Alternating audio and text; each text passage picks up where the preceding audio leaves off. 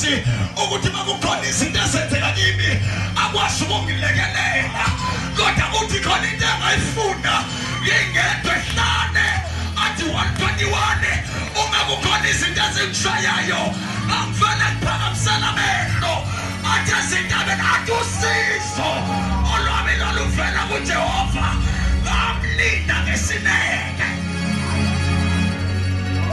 Uyabona ukuba besizoshumayela besizokwazisa into ethi lo nkulunkulu esikunikeza yena kulindwa kuye ngesineke awenza amanye amaplani awuna-shortcut.